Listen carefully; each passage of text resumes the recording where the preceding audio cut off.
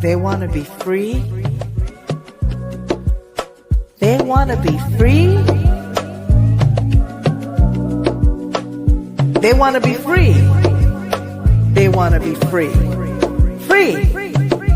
They say they want to be free, yet they're not willing to plant any seeds. So how do we expect to be free without being self-sufficiently, governmentless, living independently? They. Who's they? They who want change yet still sell their dignity and freedom in exchange for business transactions and political man-made sanctions, preferring an economical, political, and judicial system, welcoming corporatocracy. They're willingly controlled by business corporations, corporate interests. Corporate interests. I call it hypocrisy. Elizabeth Warren once referenced Theodore Roosevelt, warning regarding powerful corporate entities threatening the very foundations of democracy, explaining bank bailouts, excessively paying for CEOs, and the exploitation of national treasuries, people, and natural resources. Yes, I'm going to be criticizing globalization, corporatocracy, and a perverted form of aristocracy called oligarchy. Capitalism, bankers controlling the flow of currency, the wave of alchemy, with just a few to rule and command those with nobility, fame, and wealth. Feudalism is capitalism controlled by corporatocracy, owned by the oligarchy, which are the black nobility. I'm gonna say it again. I'm criticizing globalization, corporatocracy, and a perverted form of aristocracy called oligarchy, capitalism, bankers controlling the flow of currency, the wave of alchemy, with just a few to rule and command those with nobility, fame, and wealth. Because feudalism is capitalism controlled by corporatocracy, owned by the oligarchy, which are the black nobility. So tell me, I want to know, how do we expect to be free if we're not willing to plant any seeds and live self-sufficiently, providing for our own needs, providing for our own needs. Ooh, I love that. What in the Boriken is going on? What in the Boriken is going on? Providing for our own needs, right? I mean, how do we want to be free if we can't even plant no seeds? You can find that track in my Erudition EP. It's all over, y'all. And I'm really saying a lot there. And I know you heard it. Welcome to What in the Boriken is going on here. What in the Boriken is going on here? I am Dr. Poetry. And as you already know, this is Deaf Poetry right here. What's up, listeners and watchers and viewers and everyone out there in TV land? We have to talk. We got some explaining to do. Mi gente, today we're going to be going over a little bit about LUMA. Vamos a estar hablando de LUMA.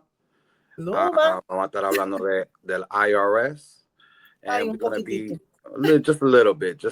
We're going to be diving into certain topics that we're going to be going deeper into as we go on into the season. But how are you doing today? ¿Qué es lo que está pasando en Puerto Rico? ¿Cómo están las cosas allá? Live from Puerto Rico. Well, hay luz. El otro día se fue la luz. But we here. Like I said in most of our shows, right? We have our Hear Me Out Poetry, right, on Saturdays, and we have our Poetic Clinic on Mondays, and we definitely have our Floetic videos that go on Fridays. And we definitely have our new show, Floetic Justice, okay? That was aired today. And I want you guys to understand that there's so much going on the island of Boriken that I felt the need to share and just try to enlighten. And as I learned too, there's a lot of things that I'm kind of like, really? That's what's going on? And I've been here for a minute. But yeah, so how am I tied to the island? Let's talk about that. Well, Mama was born here, and so was my father. My mother was born in Santurce, Puerto Rico, Boriken, and my father was born in Mayagüez. Their parents, my father's parents, were born in in Mayagüez out there, and my mother's family was born in Puerto Rico, but also in the Canary Islands of Spain. And one of the wonderful thing about just thinking about grandparents is that they're all buried here, right? They're all buried here. My ancestors are buried here in Spain. But the reality is that that's the part of my mother's side. My dad's side, I'm still learning. We have all those last names, right? In Puerto Rico, you have to have all your last names, and you start digging in. But I happen to follow up on the chronological tree in my mother's side of the family. They really keep track of everything. So they went all the way back to like the 1700, 18 something. So I still know what's going on there. With all that being said, if you're born in New York, but you got what we call Boricua blood in our veins, we're very passionate of what's going on. So this show is not only for those that are on the island, although the ones on the island know what's going on. And if they don't know what's going on, they're trying to figure it out. They're still processing. But the island of Boriken is we have a lot of intelligent people here, okay? And they're aware, but it's a lot of political turmoil. And I choose not to be in the middle of it, but I do see, it's hard for me to say that as a law enforcement officer, like I said, on Floetic Justice. So how are you tied to Boriken? Well, my family's from El Campo de Sidra, and de Cagua también, and we do have some family in Mayagüez. So probably cousins. Probably not. We cousins. Why you say we probably not? We come from a line of hard workers, boxers, and family that really worked in the mountainsides and la finca. Agriculture. A lot of agriculture.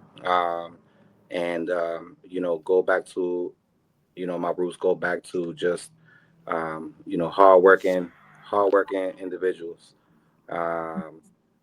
Since desde chamaquito, I was born in the States, so desde chamaquito, I spent a lot of time throughout the years in Boriken and Puerto Rico.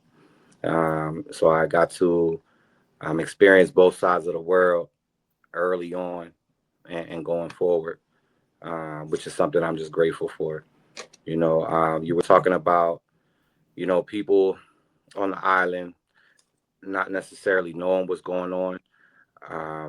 I do believe that the majority of the island does know what's going on. It's but there's a big influence on the people on the island from media outlets, and also the influence and the impact that has, I feel, is very strong from my experience. And as far as the political parties, there's quite a few political parties in Puerto Rico. And from my experience, every other person I meet has a different view. Some people want it to be independent. Some people want Puerto Rico to be a state. Some people don't mind the influence that the United States has on Puerto Rico. So we're here today just to spread some news, spread some enlightenment, spread some knowledge. Anybody watching as well, if this interests you, you have more knowledge and more resources, feel free to contact us. And keep knowledge is power, but share knowledge with knowledge. Absolutely. It's interesting when you say, well, I've been on the island, living on the island since 2005. How many years is that? About 15 years. About 15 years. We're in 2025. Oh, shoot. About, what's that? Yeah, it's about 20 years. Yeah. Exactly. So I've seen governors come and go. Not only do I live here, but I've worked for the mayor of San Juan back in 2005. His name was Santini. He was the mayor of San Juan. I worked closely with, she was a senator at the time. She was a director of faith-based situations, I guess, faith-based office in San Juan. And when I worked there, I was her assistant. Her name is Kimi Rashki. How did that influence you? It didn't. It didn't influence me at all. The only thing that it did is open my eyes and allowed me to see what was in front of me, because I've always dreamed of also working for Puerto Rico. Again, like I was I would love to work for the DC of Puerto Rico, quote unquote DC. Well, that was the Izzy that was not reading the books that I read now. That was the Izzy that was really indoctrinated, that had no idea. Like I always knew I had it in me to try to serve the people, but I wasn't sure. I thought that things were just like the United States somehow. I always heard there was always turmoil, political turmoil on the island. But when you say how did it affect me, it didn't. It didn't affect me at all. What it did to me is that it motivated me, though. If that's an effect, then I was motivated to learn, to find out why is it that if I'm working in a political in a building, city hall, period. And this is me being really ignorant, y'all. Like I was so ignorant. I'll never forget this. I remember working in City Hall of San Juan and wearing a red and white dress that I thought was so beautiful, right? And I didn't realize that in Puerto Rico, in Boriken, the political parties are so strong that if you even go in there with the colors of the other party, you're gonna be side-eyed, right? That's so true. I was working under the administration of Santini, who was blue and yellow, the PNP, the Progressive Party, right? Which is one of the main big ones on the island, if not the main one, the one that's currently in office, right? And I was told by some other people, what are you doing if he catches you in red and white? And I'm like, what? Because here I am from the Bronx, where I used to celebrate the 4th of July, and red and white and blue is all the colors, and Puerto Rico's red, white, and blue. So who cares? Even from the font that I would use a lot of red font for the big binders, when I put the paper in there, when I was assisting all the churches and who they requested things. So all that stuff woke me up really quick, like saying, girl, this is no joke. My mother used to tell me, though. She used to tell me that. I didn't listen. But she would say, no, you can't talk about politics in Puerto Rico. They have like signs in the stores or in the restaurants, aquí no se habla de política. There's families that don't talk to each other at all because one decided to go with a different political party than the other. I started seeing that when the Trump situation was going on in New York. I started seeing that. Like I see that now in the US. Like now I see it. But it's very prominent on the island. And I say all that to say that after being here for over 20-something years, serving the government, not only working in City Hall for a few months, and working for a very well-known television program on the island where they did a lot of research and a lot of investigation, the number one show on the island. I used to work for La Comay. And there we do a lot of investigations. I did. I had to research a lot of research to find out what was happening. Politicians, they would bring things to light that were in the dark. I love this man. He's a relative of mine, Mr. Cobo Santa Rosa. I never say that out loud, but I'm going to say it. I'm very proud of him. I think he's been wonderful. Dios lo bendiga. Yes, he trained me, and I love, and I hope I'm making him proud because he really, really helped me. All I can say is I have beautiful things to say about my cousin. He's helped me in so many ways, learning, production, the etiquette. And there was a lot of things I didn't understand. I didn't know anything. I was working. He was showing me the video, how to do this, how to do that. And when I would hear him talking about the politics, just bringing things to light, I started saying to myself, where am I? Like, I always loved Boriken. you know that we have a passion, Def. When we in the States, we wave the flag, we Boricuas, right? But when we visit the island, or we start visiting our relatives out here, and we come with the Spanish, right? The Spanglish, and then they start looking at us like we're not Puerto Rican, right? Because we weren't born here. So it's like we start feeling isolated, right? Yet when we're in the States, in the mainland, especially a person like me who studied out in Missouri, you were in the military. The minute that they see your last name and you say, "Oh, you're Puerto Rican," right? You're Puerto Rican. We're Puerto Ricans out there, but when you come here, what are we? Tú eres boricua.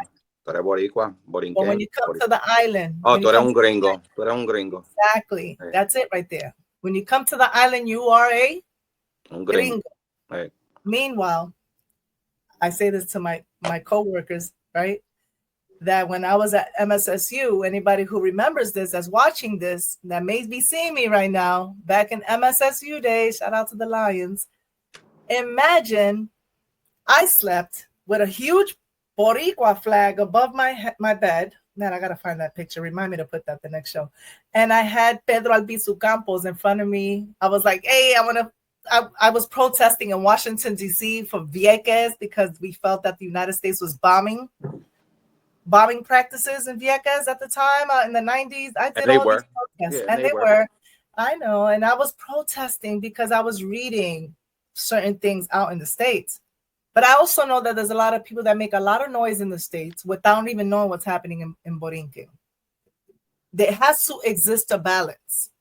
We have to know what we're talking about. We cannot make noise. And this show, what in the Borinken's going on, I'm not catering to no political party. However, I would say I am a fan of Pedro Albizu Campos, not because he wanted independence for Borinquen. I love the passion, the love and respect he demanded for Boriken. I don't say anything about independence now. I don't know how Puerto Rico will live independently. I know we got to start cultivating, learning how to live on our own, and I don't know if that's something we can do right now. I think it could be done. I think it could be done right now. I do think it could be done right now, and that starts with educating on self-sustainability, re-educating self-sustainability, re-educating. There's hardly any agriculture being taught in Puerto Rico at this moment. You know, not like it's only a small percentage. You know, and the soil's rich on the island. Right.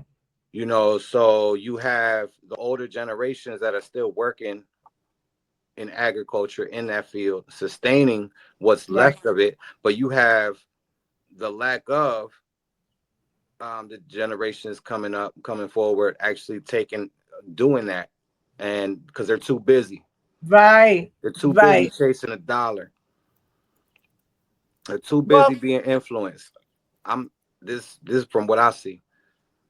You know, and you know, at the end of the day, you have farms drying up. You have lack of the resources. I know compared to 15, 20 years ago on the island, compared to today, I can count with both of my hands how many chicos is dried up. Well, this is the problem that I think we're having, Def. I don't think a lot of people understand why the agriculture, it all goes back to commerce. It always goes back to commerce. You hear me?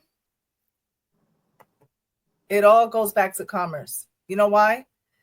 Because we always talking about growing our own stuff, right? But what happened? I mean, let's think about it. What really happened? And you know what? Let's just go to a quick. Let's talk about Puerto Rico real quick before we get in there, because I think we just dived into something that we need to go backwards, right? We got to go back and we have to remember everything that Puerto Rico is, like the history of why are we called Puerto Rico, right? Why? I have my way of breaking things down, but I'm gonna try to address this in the most eloquent way, right? So the history of Boriken, right? It's known as Puerto Rico. It's deep, it's complex, it's often misrepresented in mainstream narratives. We know this. So let's break down the real history from its indigenous roots to how it became what some considered, even I consider, a sub-corporation under the United States control, because I also feel that the United States is a corporation, right? It is. So Boriken, the indigenous, right? The indigenous era. Boriken is also spelled Boriken with Borinquen, right? But it's the original name of the island given by its indigenous people, the Taino. The Taino were part of the Arawak peoples of the Caribbean, and they had a highly organized society with rich and cultural traditions. So what does Boriken mean? What's the meaning of that? It's the land of the valiant, valiente, and noble lord, right? And sometimes people want to say different things, but that's pretty much it. And Taino, well, peaceful, agricultural people who lived in what they call the villages, but it's like the Juca. I can never say this word. I'm gonna try. Jucacayekes. I can't say that word, but they're villages, right? And they respected nature and had advanced knowledge, right? And they believed they actually had a lot of knowledge of astronomy, by the way. They were really big on agriculture, like cassava, all those wonderful things that we love to eat, right? Bananas and all that stuff. They also had spiritual beliefs. They worshipped deities. They called them semis, right? And had a strong connection to the land and the sea. Land and the sea. I'm going to say that again. Just think of land and the sea and think of maritime law. Hold that thought right there, okay? Hold that thought because it's a lot. It's a lot to unpack, but we're going to go through it real quick. All right, so then it's 1493.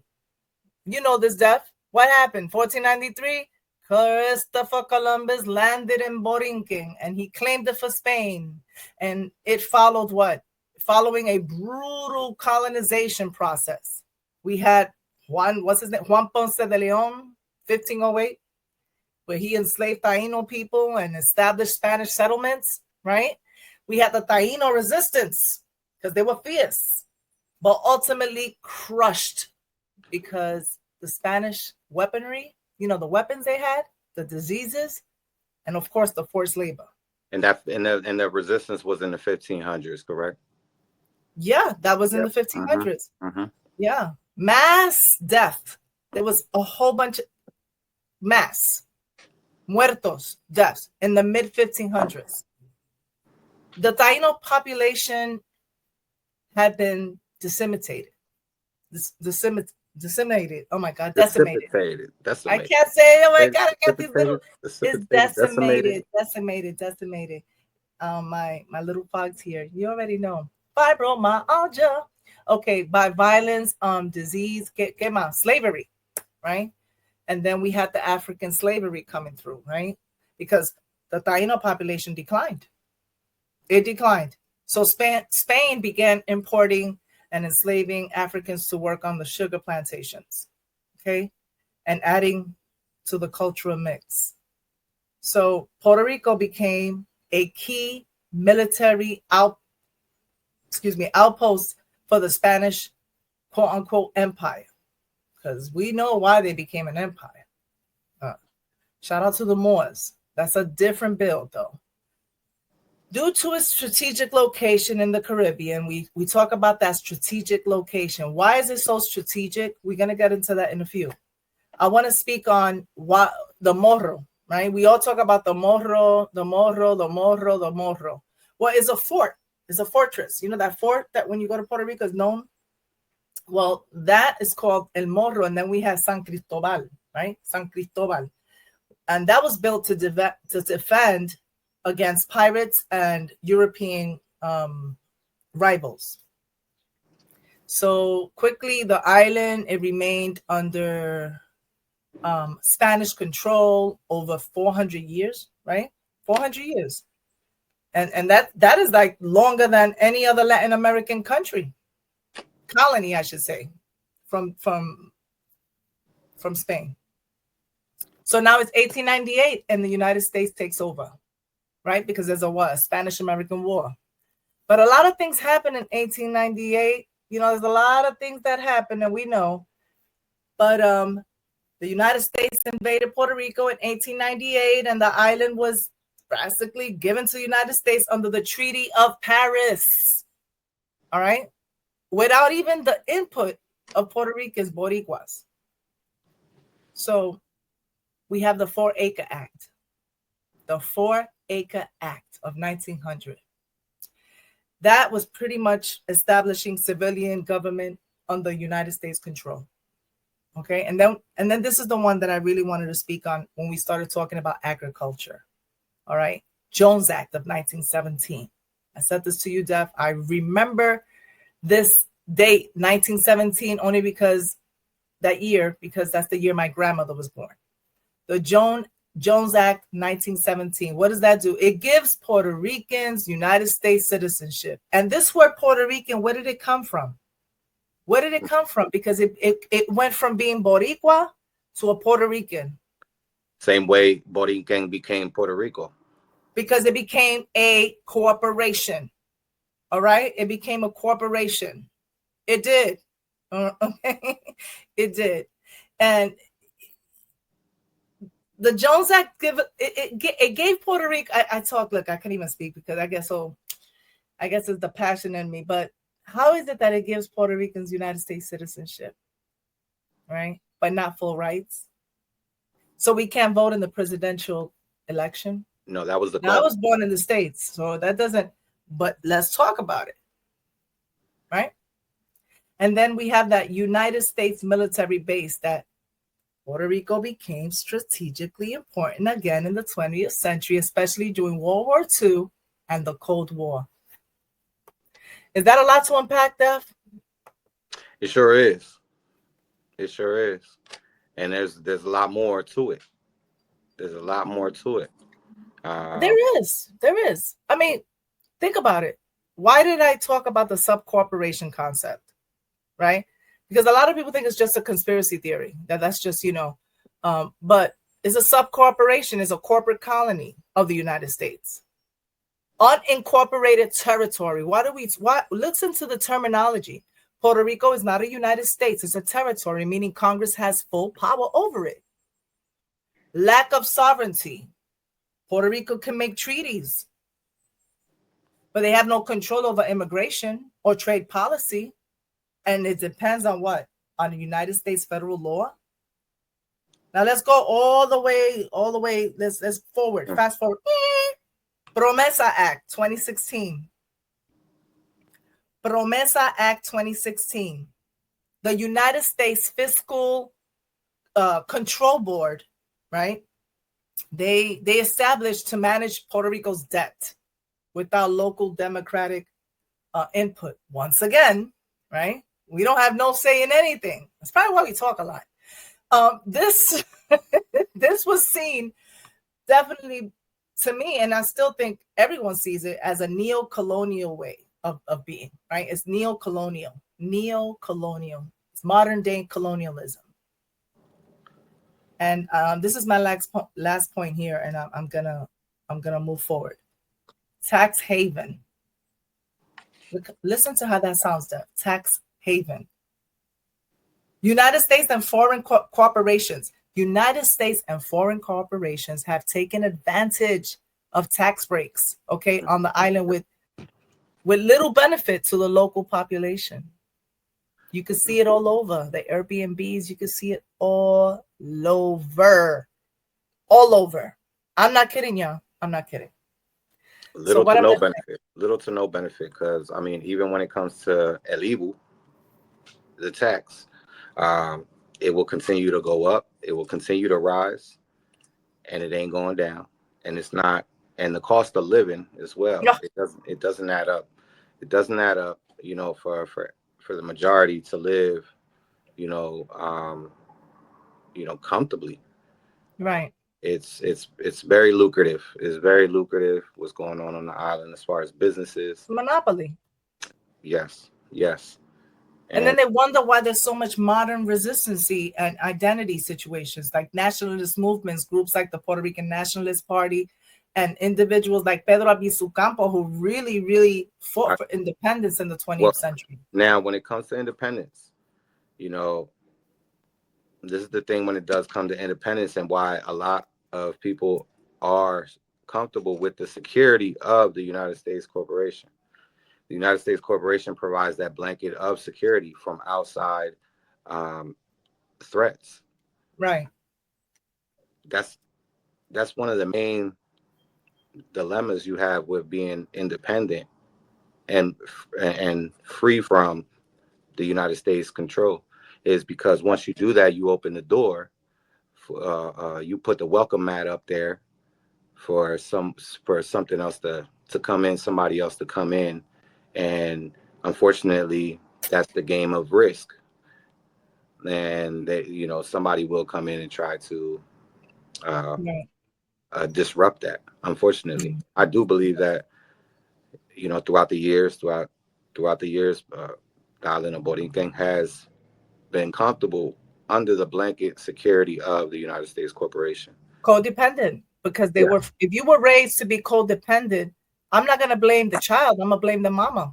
Right. Because you did that to them. That's what's happening today anyway. Right. They're all depending on, that's what's happening. They're dependent. They're used to the McDonald's, and no one even cooks anymore. I'm telling you, come to Puerto Rico on a Friday night. No one's cooking like bacalaitos in the house like back in the day. I'm gonna tell you, last year, we was out there in Puerto Rico, and I had some family come down. I had an uncle come out there, and we were in Caguas, and we're driving around, and he was like, "Yo, let's stop at this spot right there." Y estaba en la esquina, un negocio, a restaurant, but it was an Americanized restaurant, whatever. I forget what it was called. And I remember getting so mad, like, no, man, why are we gonna go there? Like, why are you gonna go there and support this chain restaurant when you got all this good food on this island, and you're gonna go and spend and buy a plate for $15-$20, from like Chili's or Applebee's. Like, you're not giving back to. And I got really upset. I remember getting upset in the car with him, and he'll never forget. He's gonna be tired of eating this food, though. You ever thought about that, though? He'll never forget that. He'll never forget that, because the point is, you're enabling you don't want the island to change, to be Americanized, but yet you're gonna go put money in that corporation, and that franchise is coming out here to take advantage of the people. But you can't look. I gotta speak for your uncle, your cousin. Listen, if he eats Puerto Rican food every day, I cannot eat Puerto Rican food every single day. I'm gonna be honest with you. I could survive on it, but do I want to eat Puerto Rican food every day? Now, I love me some Puerto Rican food. Don't get it twisted. But if I want to go, I have days where I want soul food. I want collard greens. I want cornbread. I'm not gonna lie, but I grew up in New York. I grew up spoiled. Like whatever I want, I get it. Whatever. He ain't eating no daggone Puerto Rican food every day. He eating junk. So okay. I don't, but I do understand your point. But I understand that. But if that's the case, go home and make some soul food. Go make something that you want to make it. It don't come out the same. I love soul food, and I love but my favorite food is Puerto Rican food. Like it is. I mean, come on, I love it. It's just what I really, really love is not good for me. Like I be wanting the fried food. Yeah, my point with that is I'd rather support the local business and the local negocio that's really struggling, trying to stay, because you're not really successful in a business if you don't own the buildings, because now also when it comes to the cost of even running a business, if you're renting, that rent is going to continue to go up. It's going to continue, the demands for that is, just giving our people more opportunities to be successful, and I'd rather put that money back in the community, open up jobs for the community, within the community. Make Puerto Rico great again. That's right. Look at Great again. mira el video que hizo Bad Bunny con el don ese que entró a la panadería. English. So those that don't understand. And the old man went to the bakery and he's trying to order ni me recuerdo, I don't even remember what he was ordering, but empanadilla. Algo así, something like that. It was an empanadilla. It was an empanadilla. And the young girl in there didn't know no Spanish. She don't know what's going on, you know, and that's a prime example right there. You know, listen, it's again, we this is the problem we're having. As long, and I'm telling you, Dev, as long as Puerto Rico continues to be the way they're doing, this is we have modern resistance and identity stuff that's going on, right? We know that many Puerto Ricans, they continue to demand, right, full independence or statehood. So if we're not deciding, we're gonna always have this, while others are pushing to keep it the way it is or even enhance, like autonomy. The question is, what about the status? Because that continues to remain unsolved. It's like you don't have an identity. We don't know if we're free. We don't know if we're part of the United States. We're not part of the United States. And we don't know if we want to be part of be a commonwealth, quote unquote, colony. You want to be a state, you want to be independent, or you want to remain, quote unquote, colony. And with that being said, Dev, what you think? Should I present that video that I want to present? Absolutely. Let's rock that. Let's go. Let's go, y'all. I got something. Hope y'all enjoy it. Let's go. I'm going to try to get this out and let's see. It's easy to forget that the U.S. still has colonies. But we don't actually use the word colony. We prefer words like unincorporated territory or commonwealth. These are places where people are subject to U.S. rule, but don't enjoy the full rights that other Americans do. I want to tell you about one of them, Puerto Rico. When you're in Puerto Rico, you're not just in a vacation paradise. You are in a part of the United States. It feels like the United States, but it also feels distinctly different. This feeling, this limbo state, didn't happen by accident. In fact, it's perhaps the best example of the lengths the United States has gone to hold on to land. So let me show you how the US kept their colony in the Caribbean, using brute force, spying, and the abuse of land and people. This is how the US stole Puerto Rico. Okay, so it's 1898, and the Spanish Empire looks like this. But it's faltering. A lot of its colonies are fighting for independence. The United States gets involved and allies with a lot of these independence fighters. They say they want to liberate these colonies, and so they get into the war and they win. But instead of liberating Spain's colonies, they just take them for themselves. And one of those colonies was Puerto Rico.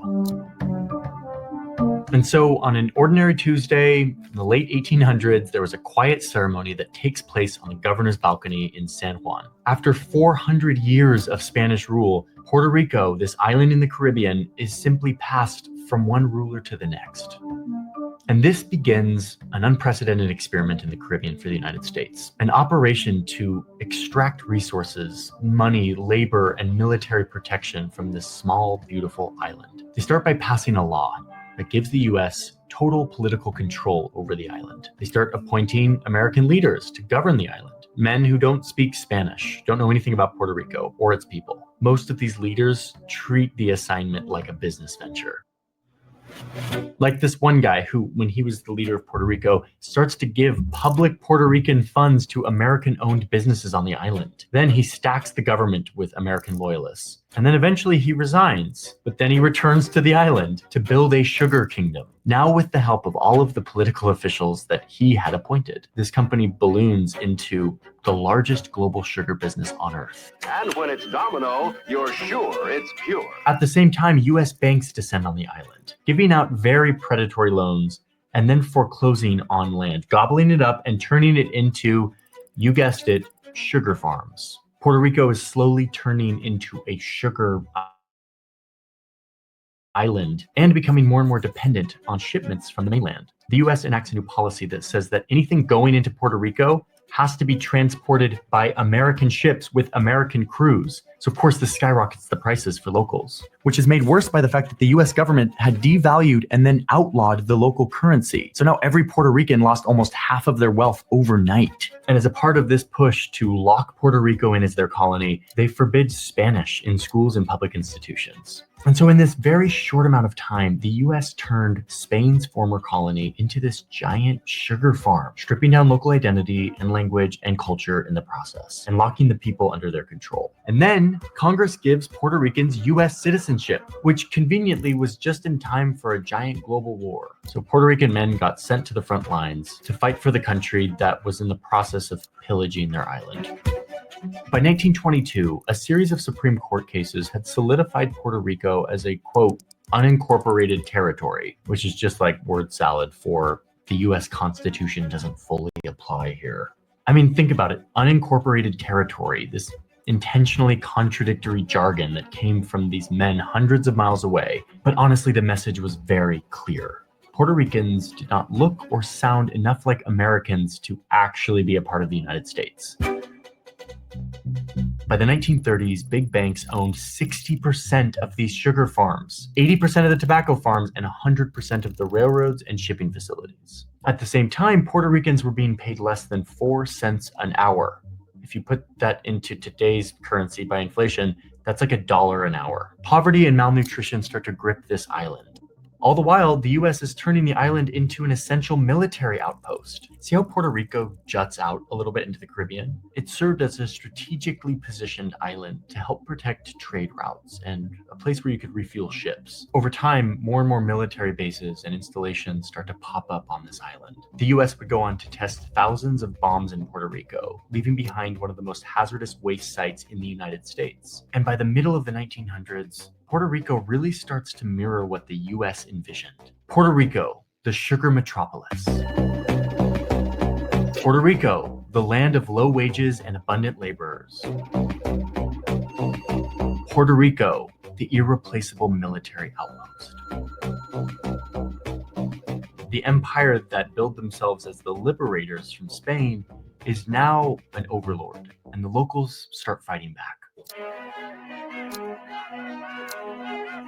The fight is led by this guy, Pedro Albizu Campos. He's this poor kid who ends up going to Harvard. He graduates valedictorian from Harvard Law School. He serves the US in World War I and even helps draft Ireland's independence constitution. Like, the guy's kind of a superstar. Ultimately, he returns to his hometown to attempt the impossible, Puerto Rican independence. But soon, Campos would find himself bouncing in and out of prison for 25 years. Cuando los adultos de la patria tienen que salir despavoridos de sus lares, no tienen siquiera salida a países extranjeros distintos del poder enemigo que nos oculta. Tienen que ir a Estados Unidos a ser los esclavos de los poderes económicos de los tiranos de nuestra patria. Things haven't quite escalated. This movement is just starting. Campos comes back to Puerto Rico with the goal of total separation from the United States, and people join him. A lot of people, just everyday, ordinary Puerto Ricans who are fed up with being exploited. They join them, they organize, and they call themselves the Nationalists. They run for office, they go on strike, and they fight back against this superpower that has been exploiting them. Momentum begins to pick up. And then the dominoes really start to fall. There was this American doctor. His name is Cornelius Rhodes, and he went to Puerto Rico saying he's going to do like health research or something. We know what he really was doing and thinking because he wrote this letter. Let me read it to you. He writes that Puerto Ricans are, quote, beyond doubt the dirtiest, laziest, and most degenerate and thievish race of men ever to have inhabited this sphere. And he goes on to say that it makes him sick to, quote, inhabit the same island with them. But he doesn't stop there. He says that Puerto Ricans need, quote, something to totally exterminate the entire population. And then he admits to a crime. He says, I have done my best to further the process of their extermination by killing off 8 and transplanting cancer into several more. I mean, this is bad. It's really bad. But for a lot of Puerto Ricans, this wasn't surprising. So the staff at the hospital find this letter and they send it around to everyone. And it goes out and it goes viral. And nothing happens to this guy who has admitted to murdering a bunch of Puerto Ricans. Actually, something does happen. He gets on the front cover of Time magazine. To the nationalists, this letter confirms something that they already knew. It actually wasn't that surprising. There was an awareness that, yes, America loves Puerto Rico for their soil and their labor and their strategic location, but hates them as people. So after this letter, the movement explodes.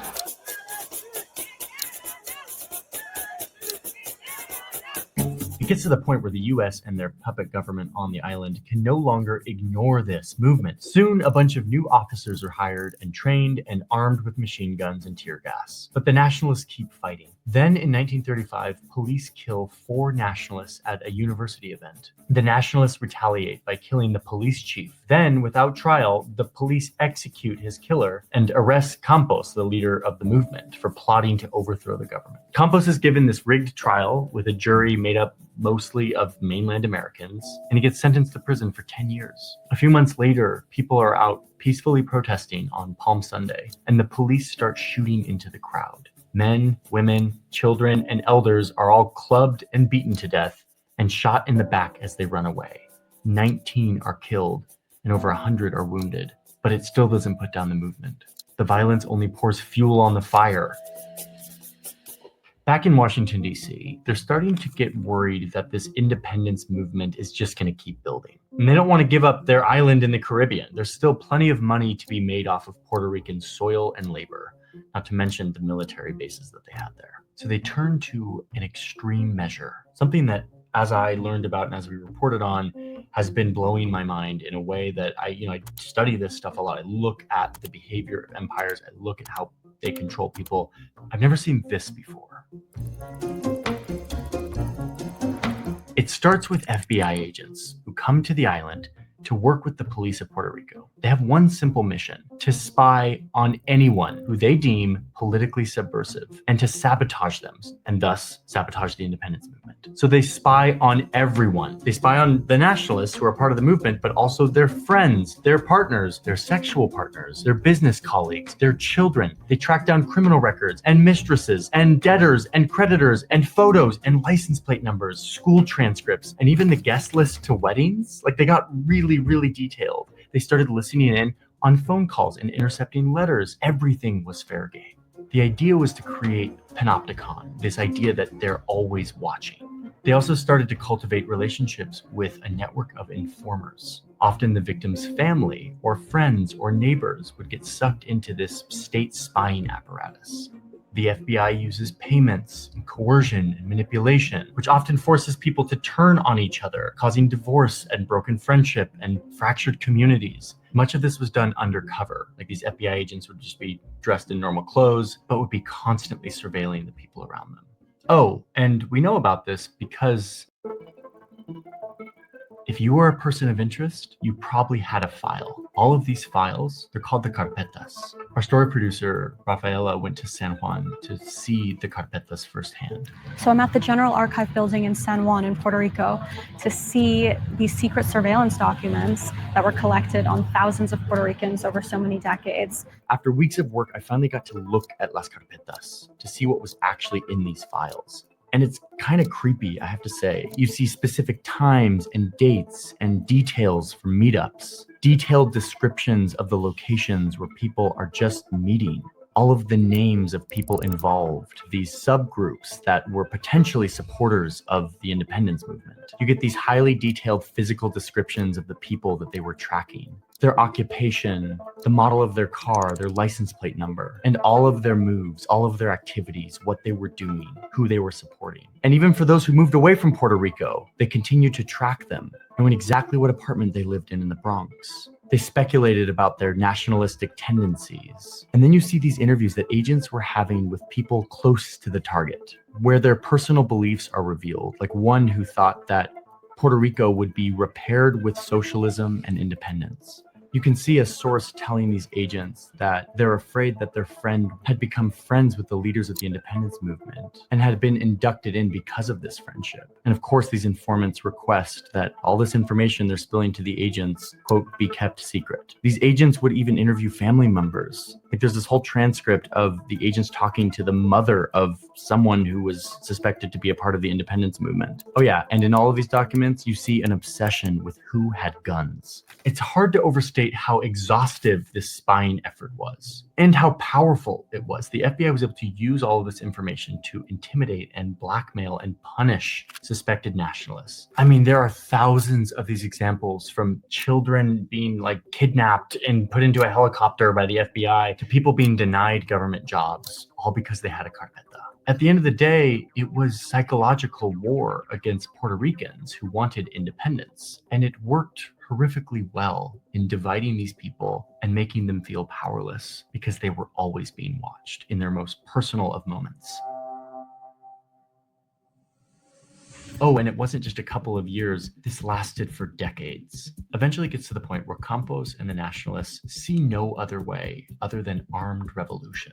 In the fall of 1950, the nationalists declare Puerto Rico as an independent nation. They attempt to seize towns, to set government buildings on fire, to cut phone lines. They try to assassinate the governor. And let's be honest, it's 1950. Like, the United States is easily the most powerful country to have ever existed. These people had no chance of winning against the newly crowned global superpower. Their goal was to bring attention to the world, to pressure the US to give up its colony. But instead, the United States responded by dropping bombs. The only time in the history of the United States where they bombed their own citizens. One survivor of the revolution was interviewed 5 years ago and said that it was a David against Goliath situation, and that their leader told them that they might die, but that they might succeed, but that at least they would have let the world know about Puerto Rico. During this revolution, many of the fighters wore their Sunday best, ironed suits and pressed ties, because they knew they would die. They had a cause they were fighting for. In the end, 24 are killed. Puerto Rico really didn't have a chance. President Truman comes out and is sort of like, there was an incident in Puerto Rico, sort of downplays it. And a couple days later, 2 nationalists attempt to assassinate him.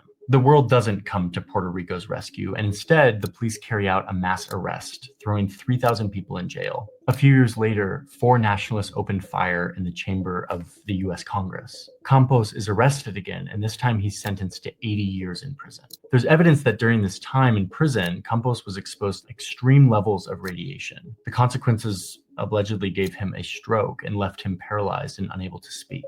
And in the end, the US's wish came true. They silenced Campos for good.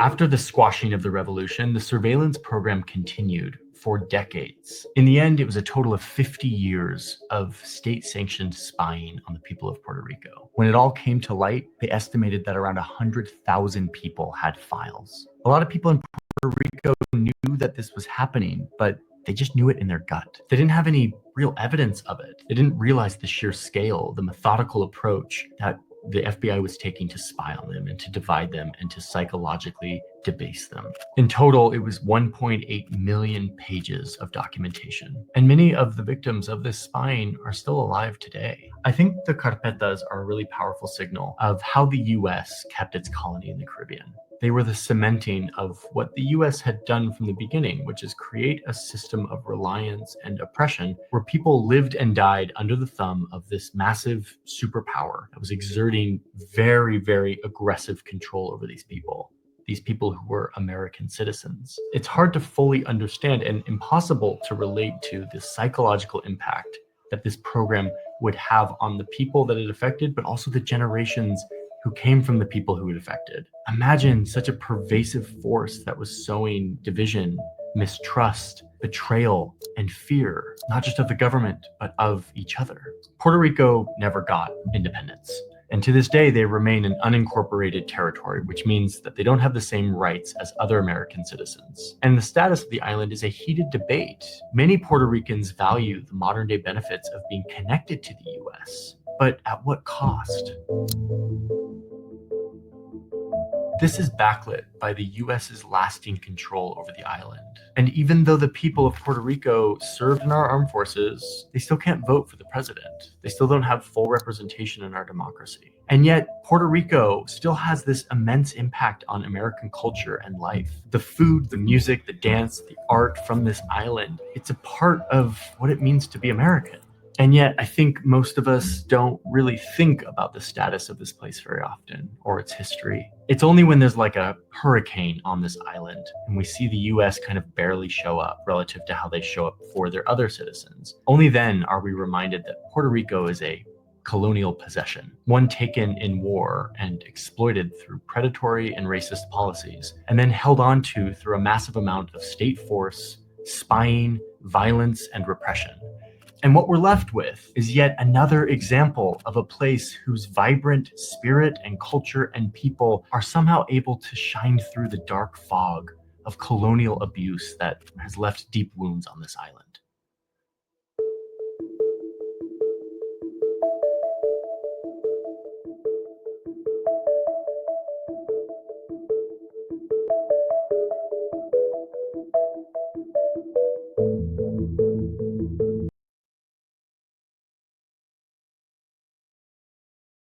Wow, shout out to those individuals who made that video too. That was, man, that's powerful. Mr. Harris. That was amazing. When they were speaking on, that's one thing I forgot to mention too, the bank takeover in Puerto Rico, right? And how, that put a lot of people in debt early on, without the lack of education. They were given all these loans, and generation that led generations to be in debt as well, lose land. That's how the Federal Reserve notes became Federal Reserve notes, because that's exactly what they did in the United States before, depending on what constitution you want to look at. So if the United States sneezes, Puerto Rico catches the flu. It's simple. Dev, I can't help but to tell you, it's so, he used the word methodical. It's so methodical. It really is. It was psychological warfare that divided the families. Now, I'm going to keep it 100, boogie down, Bronx, buck. I'm going to give it a bucky. Let me tell you why. Did the United States steal Puerto Rico, though? Because the officials that were, it's always, yes, they used us against each other. I get that. And they brought in police officers from the mainland to take care, and they did what they did. But we were also, and we continue to participate, and I say we, meaning the government continues to participate in selling Puerto Rico, stealing, selling, taking over, because we're practically being given to the United States as a corporation, sub-corporation, by our own officials, because now we vote for the officials. We have the Puerto Rican people vote for officials. So if you're voting for officials that are in agreement with the same neo-colonization, that is it being, do you get what I'm saying? We are participating in this. It's still being stolen. To me, it's still being stolen. You think it's still being stolen? Absolutely, because everything, look, the amount of things that are regulated when it comes to education, news media, media outlets, the government influence, it's still being stolen in my perspective. And you look at the officials, they all backpacking off of they have a structure, they have a skeleton already. But I'm saying we got to take accountability, Def. I feel like the officials in Puerto Rico, like LUMA, meaning the government sold a lot of the Puerto Rican owned agencies to the private sector and allowed others to come into the island. So it's like this: if I know you're going to abuse me, and I know I have a history with you that you tend to abuse me. Why would I open the door and serve you a plate of food and ask you to do it again? You must be masochistic.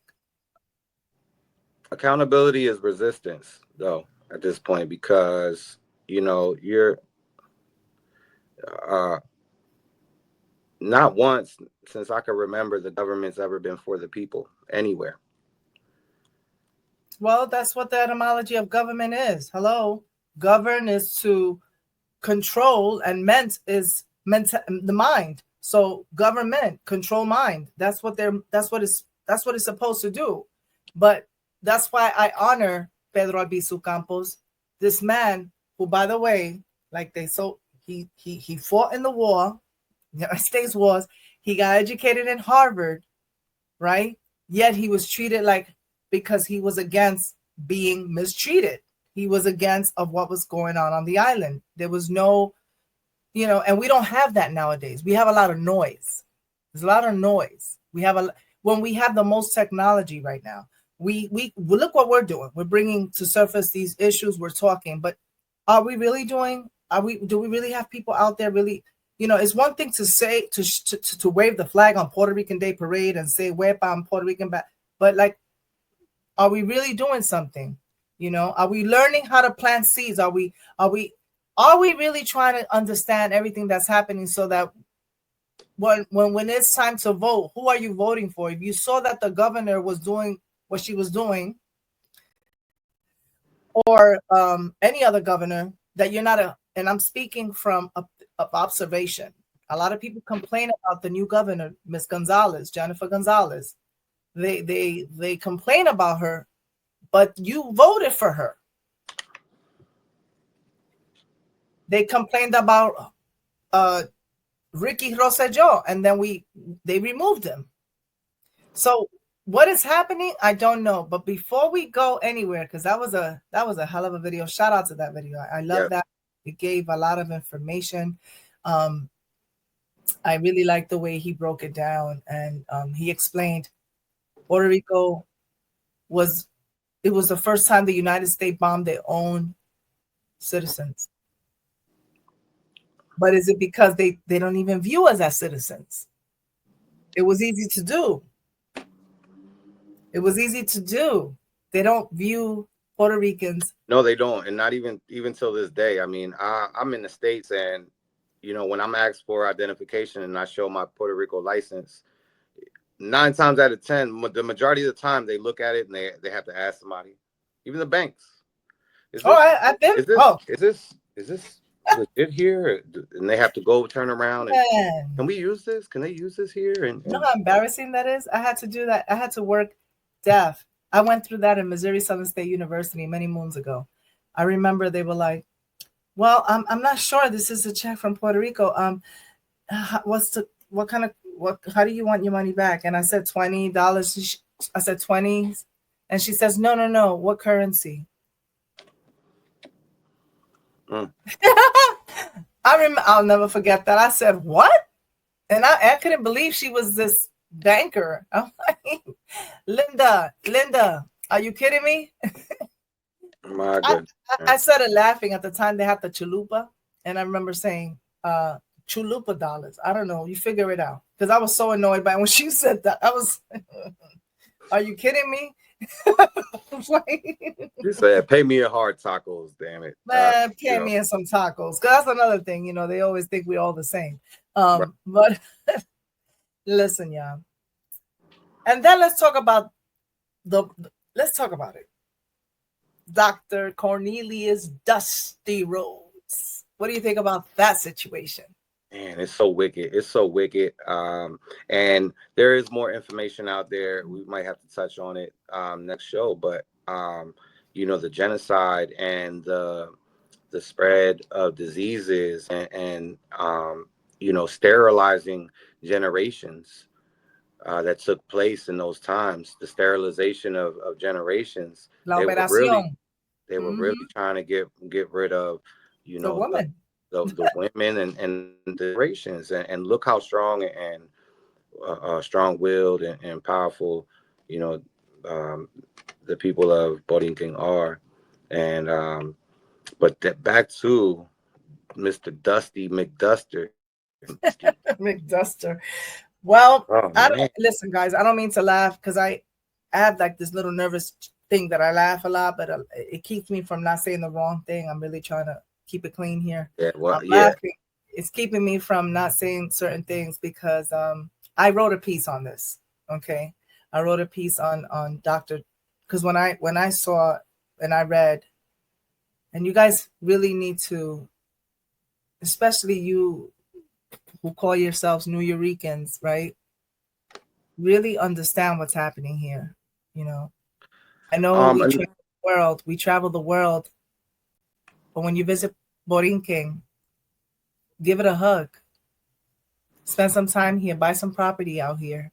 You buy some property for the child that you want, that you're explaining to them where their roots come from and all that stuff that you do, because I hear it all the time when they're waving the flag in the Puerto Rican they parade. Mira, Boricua, come to Borinquen, buy property, because in a couple of years from now, it's looking like it's not going to be the same anymore. You know, yeah, you were going to say something. Yeah, speaking on the all that information, all those public records out there in San Juan. You know, yeah. Anybody visiting the island, that's public information. Public. Take a look. Go. You know, that I know for sure that's going to be one of our future shows topics and shows. We will be live in San Juan. So stay tuned for that. I'm so glad that they brought that up, and it's so lucrative and scary that there's so much hate in this world and by world leaders too. I mean, this is something to take to erase a people and then just to steal his resources is something wicked. He mentioned low wages, hardworking, low wages. That ain't changed. What's new? That ain't changed. Look at us right now. Look at the Puerto Rico State Police Department. A person like me who's ready. Translate. Do I get paid for that? No. But we'll pay others that come from outside. We'll pay them. It's almost self-hatred. If you ask me, it's self-hatred. It's almost like you don't even trust your own. It's almost like, you know how we create I have badgeofpearls.com, right? I create my little designs. I create my clothes and certain things. Of course, I'm going to shop there when I can. But imagine if I ignored everything I had in my shop and only shopped in Macy's. You better go to Gloria. You better go to Gloria. La Gloria, you stupid. No, but stop giving promos out to La Gloria. Does it still exist? Yo fui a La Gloria y me encontré con calidad. Zapatos Gloria. Remember that? Mm-hmm. La Gloria. That's some shoes from my mom used to buy me some cute shoes from La Gloria. That's a store in Puerto Rico. Yeah, La Gloria. It was like the Thamacan of Puerto Rico, right? And it still is. It was the Thamacan of Puerto Rico.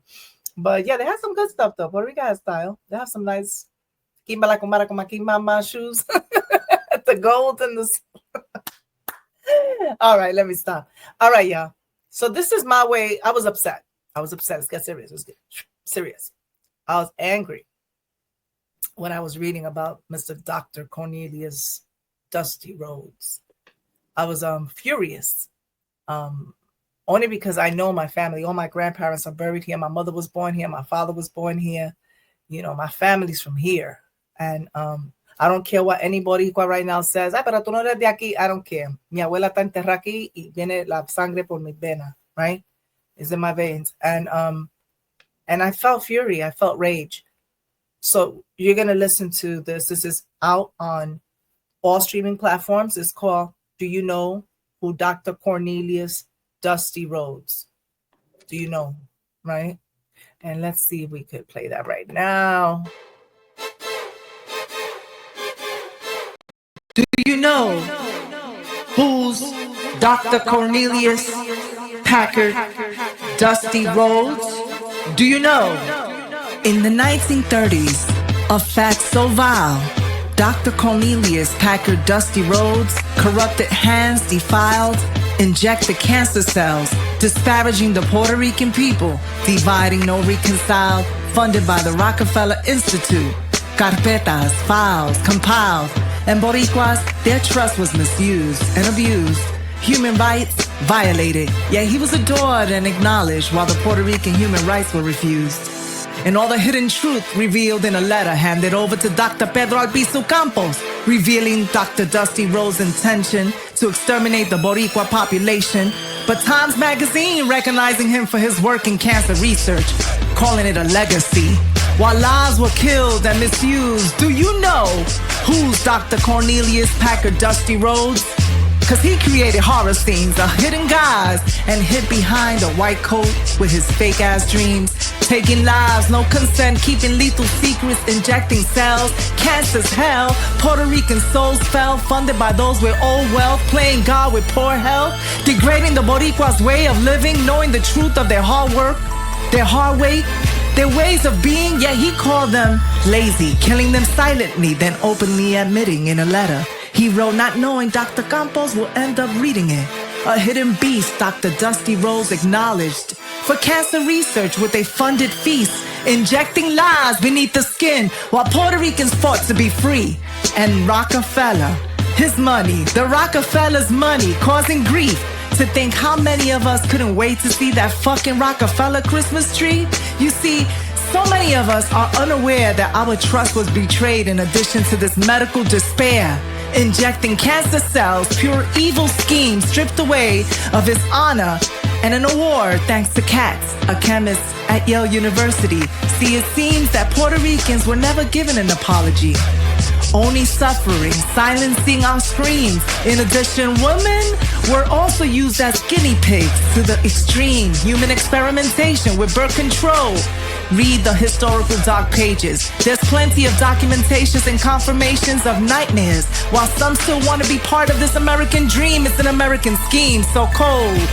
I ask you, do you know who's Dr. Cornelius Packard Dusty Rhodes? Cause his lies were disguised with chemotherapy research and cancer cells. How the misery of my people continues to be exposed. Evil unfolds. We need to keep telling the truth. Cause they keep saying it was science and progress. Que cabron with his lies beyond hate. That motherfucker was bold, dark chapters, hidden wrath. But this is the truth we must continue to expose. Can you hear my ancestors protest? Can you hear their cries? I hear their screams, the chemical warfare test. This unconscionable, based on the cheap availability of human beings. Soldiers manipulated, exploited, and betrayed. Research the research. This doesn't only happen in the USA. Silent assassinations with human experimentations on the island of Puerto Rico. So ask your children. Ask your children, ask your friends, ask your neighbor. Do you know who's Dr. Cornelius Packard Dusty Rose? Do you know? Can you hear my ancestors protest? Can you hear their cries? Screams. The chemical warfare test. This is unconscionable. Yeah. He called it research. He called it progress. He called it science. I will never look at a Rockefeller Christmas tree ever again. Do you know who's Dr. Cornelius Packard Dusty Rose? Que viva Dr. Pedro Albizu Campos. I'm Dr. Poetry. Man, what are we talking about here? What in the Boriken is going on here? The Boriken is going on. What in the Boriken is going on here? Shout out to you for that amazing piece right there. Wow. Thank you. I was angry. I see. I wasn't angry. I was white coat.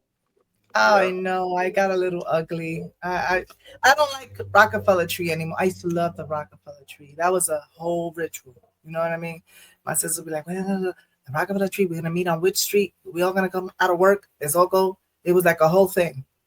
Now, I look at things so differently because the fact that they finance, first of all, we already know the educational systems and all that stuff behind it, all those, the oligarchy, all that stuff.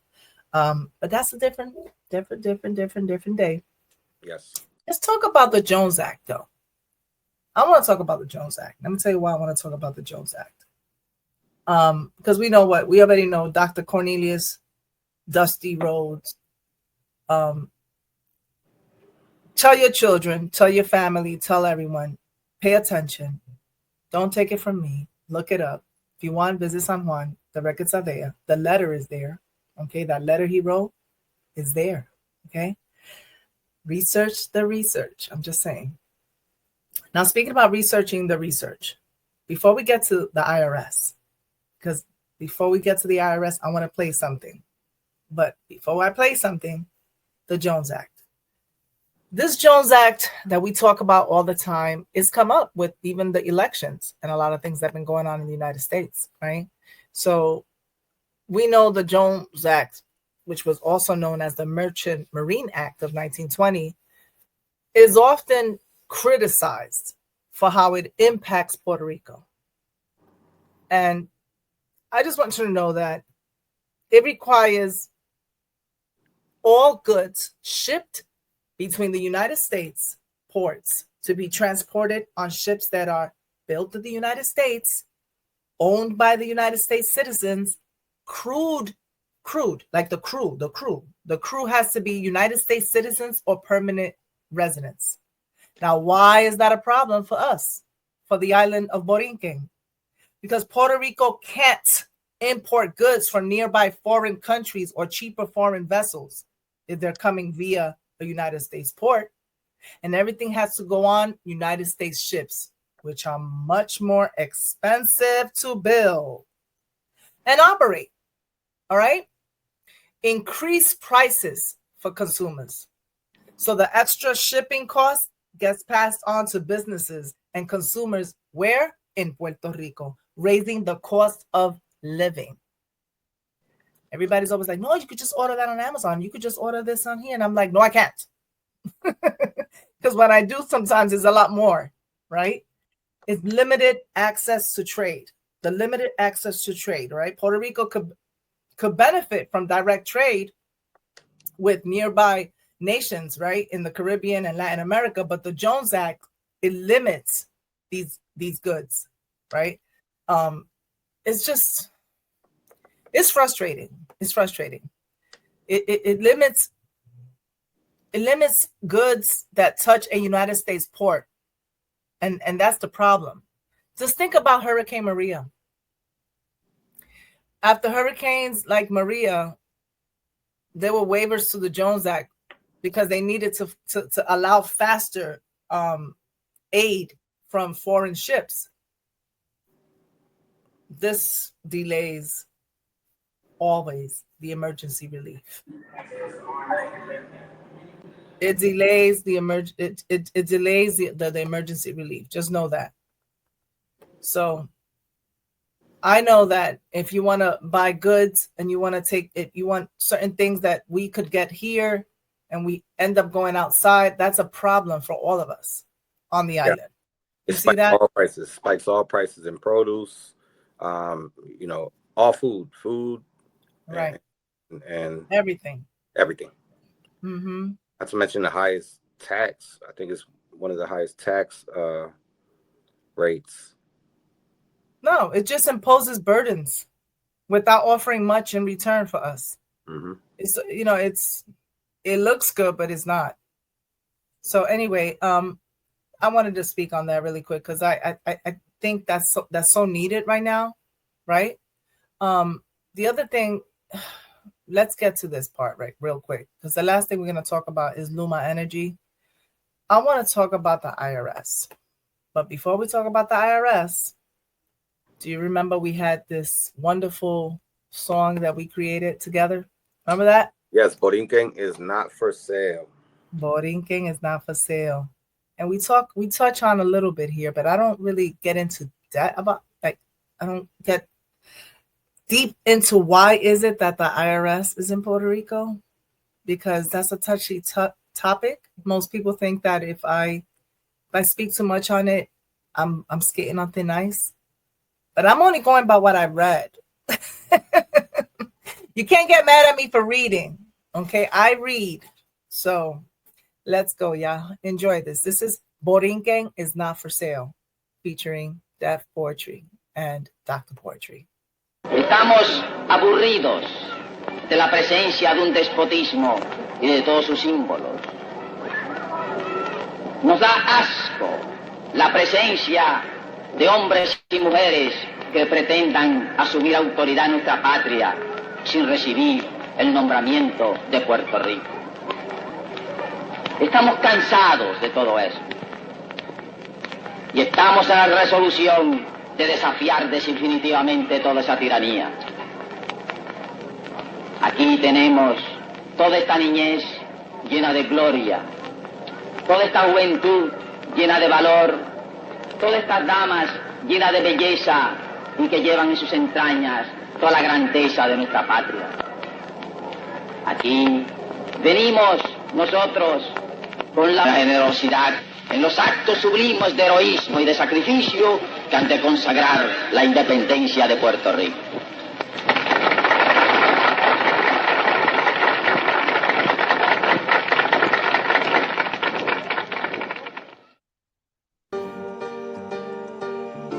The wicked and the rich get richer, but who's poor? Wicked man's perspective in life is that's his playground and there's no room for us. Strategically infiltrate banks, infrastructures, news forums, indoctrinating tactics is not fruitful for the youth's food source. Don't be fooled by the quote-unquote great man that colonized the Tainos in his great land, their escape land, and ironically enough, today, their wasteland. You know, Puerto Rico, it may be for sale, but Boriken is not. It's not. We are more than a rich port, because that's just commerce. We are more as aboriginals of this island. We Boricuas were here first, before the business transactions, the math behind all the unlawful infractions. We are Boricuas. We are more than victims of United States colonialism, rentier capitalism wreaking havoc on our island. The corrupted native officials provoking a wave of hatred against their own people. Land over finance, because Boricua stems from Boriken, the name given to the island by the indigenous Tainos. They inhabited the island long before the arrival of the Spanish in 1493. And that was long before when we were free. Initially, Columbus called the island San Juan Bautista, then changed it to Puerto Rico, or Rich Port. When the Spaniards realized the impressive amounts of gold found in its rivers, oh man, how they chopped off my ancestors' hands if they returned with no gold. And that shit fills me up with rage, shivers and rage. The more we respond to the name Puerto Rico, we are still in a mental cage. We are still enslaved. We are Boricuas, pa' que tú lo sepa. It's more than just a cultural shout out to the culture. It's a reminder to those who still call us rich ports, to the business side hustlers, to the United States vultures. We are more than just rich ports. We are brave lords, Boricuas. If they cannot understand, they cannot comprehend, we are from the home of the brave lords. The island is called Boriken. Puerto Rico may be for sale, but Boriken stands on the universal principles of love, truth, peace, freedom, and justice, and we will prevail. And I know that I may be just a bit too bold because of my position, but there's no difference. Because look at how Dr. Pedro Albizu Campos, who truly died for the freedom and the mission. So light a candle for the souls who fought. The name Puerto Rico was given to Boriken to release us from our birthrights to the land as an incorporated territory, truly another LLC for the United States commerce interest in an island so strategically located in the Atlantic Sea. So ask yourself why the IRS moved to Boriken. Why? Why did the IRS move to Boriken? That's a good question. But why? Why did the IRS move to Puerto Rico, conducting internal revenue services, a private company imposing floating in Federal Reserve notes that conduct business, and the Jones Act increasing taxes, maritime law, corruption like you've never seen before. We are Boricuas and we are not for sale. A rich poor business under the name Puerto Rico will not change the truth that we are Boriken and we are here to stay regardless of how many times you change our name. Honor our freedom. Honor our knowledge. We are Moors, Aboriginals, brave lords of the island of Boriken, and we are not giving in on your business propaganda and propositions. We are Boricuas, and Boriken is our home. It is not your story to tell with false statements and fraudulent tales. Boricuas will defend Boriken, and Boriken is not for sale. Not for sale. I'm Dr. Poetry with Deaf Poetry. Boriken is not for sale. Man, listen. But it's just like, what in the Boriken is going on here? What Boriken is going on? What in the Boriken is going on here? I mean it, y'all. I mean, come on, think about it. Think about it. I try to stay, because you have to. I don't want to carpeta on me. Lord knows I probably do have one right now. Speaking about carpeteando, I know they were talking about the files, the FBI files, and the other, on the Mr. Harris documentary on how the United States stole Puerto Rico.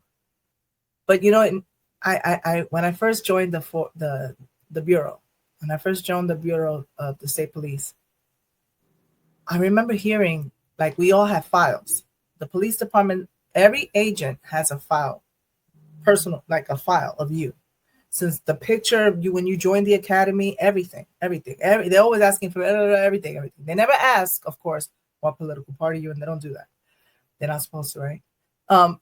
Yet they're always saying it's unlawful to put certain things in that file that don't belong there.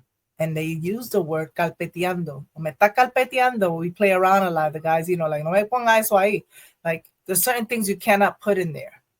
I didn't realize that stemmed from when I first saw that I was like, wow. Yeah. That's why it's a big deal. That's why the carpetas are held in a certain thing. You can't go to your own. In order for you to look at your own file, you got to ask the lieutenant so that you can it's a lot going on there, right? I'm not saying that that's what's going on, but I know that Puerto Rico is very small. And when you're in the police department, everybody knows everybody. Like right now, I'm sure someone's looking at this video and saying, look at that. She's a state police officer. She's talking about Pedro Albizu. Oh, she's a independent woman. Oh, she's a rebellious person. Well, let me just tell you, I'm a person that reads. I'm a person that tries to understand and process what's happening. I'm not out there doing any rebellious or, overthrowing the government or the governor. I would never do that. I serve to protect, right? I serve to do exactly why I swore in, to serve and protect, and that's it. Yet there are certain things you asked me on the show on Floetic Justice if I agree with certain things, and I said, well, I'll save that conversation for this type of show because I don't agree with the way things are being done. I am affected. I am a police officer, but I am also a human being, and the quality of life that we're getting on the island is not up to date. It's deplorable sometimes. Right. The educational system, the hospitals, there's a lot of things that are not. And so who helps? Because I see a lot of shows on the island, a lot of shows in Spanish, of course, talking about, esto, what we're going to do, that this partido, the political party, this, and I don't want to hear about all that. What are we going to do as a people to stop this? Let's start with the IRS. That I ask questions about the IRS. Why is the IRS in Puerto Rico? Why is the IRS in Puerto Rico? Well, for one, shout out to all the individuals that do provide information and knowledge and are out there in the front lines on the island, that are there in the beach fronts. They're speaking on current events that are going on. Later on, I'll have to mention these individuals, but shout out to those individuals because there are strong-willed individuals that are spreading the information.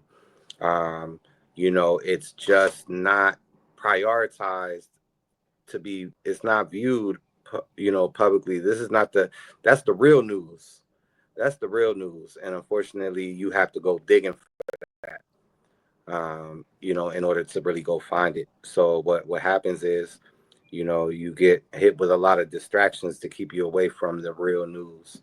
So shout out to them for, providing that and being consistent with that as well.